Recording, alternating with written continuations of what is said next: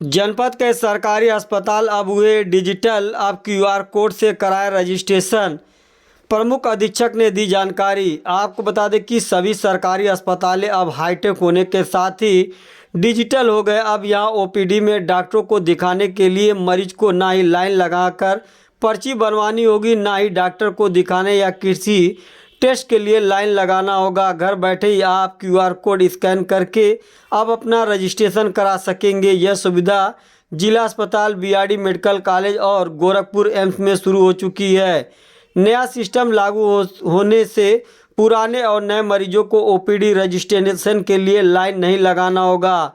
अपने फ़ोन से QR code scan करके आप अस्पताल में ओपीडी सेवा में रजिस्टर्ड हो जाएंगे। इससे न केवल मरीजों और उसके अटेंडेंट का समय बचेगा, बल्कि भीड़ भाड़ की वजह से अस्पतालों में होने वाली अव्यवस्था से भी बचा जाएगा।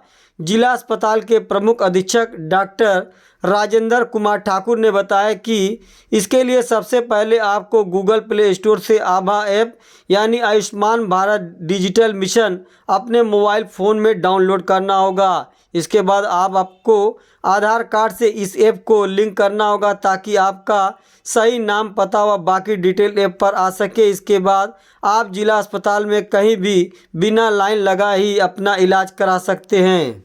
माननीय हमारे प्राइम मिनिस्टर साहब और हमारे माननीय मुख्यमंत्री जी का ये ड्रीम प्रोजेक्ट है कि भारत को डिजिटलाइज करना है।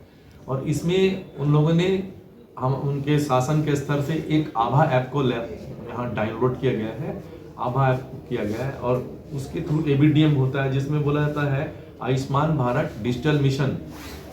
तो इसमें जिस ऐप को आपको डाउनलोड करना, मैं थोड़ा सा ब्रीफ कर दे रहा हूँ। इसमें आप अपने प्ले स्टोर पे जाके आभा ऐप को डाउनलोड करेंगे। डाउनलोड होने के बाद आपका जो आधार कार्ड नंबर है, अगर उससे लिंक हो जाता है तो आप उसमें देखेंगे, जब लिंक कर रहे हैं तो आपका पूरा डिटेल्स आ जाएगा। आपको पर्चे में जाके लाइन लगाने की कहीं ज़रूरत नहीं है।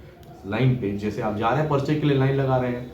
अभी हम प्रथम स्टेज में चल रहे हैं। हमसे पहले बनारस और लखनऊ में ये चल रही है, जो हमारे आप जिसकी बात कर रहे हैं।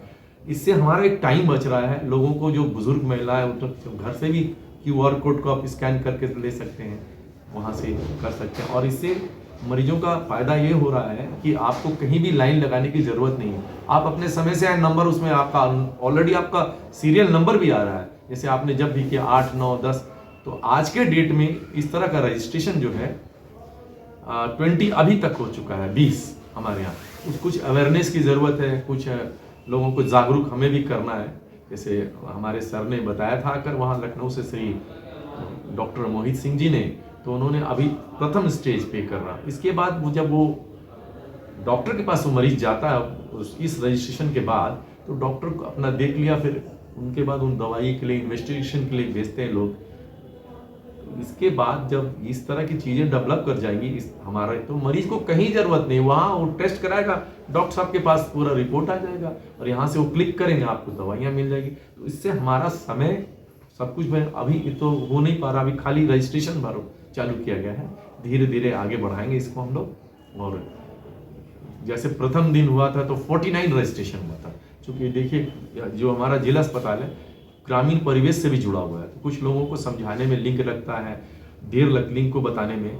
लिंक से वो बोलते हैं कि हमको क्यों भाई आप जोड़ रहे हैं, उनको समझाया जाता है। लिटरेट लोग तो जब जाए, लेकिन कुछ हमारे पुजारे लोग हैं वो बोलते हैं, तो हम इसी के लिए करते हैं। बाकी थे और आप लोगों का सहयोग, मेरा खुद का भी होना है।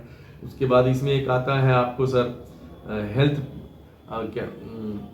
हेल्थ प्रोफेशनल का भी रजिस्ट्रेशन होता है। जैसे हम जो हेल्थ प्रोफेशनल है, हम लोगों का खुद का भी होगा।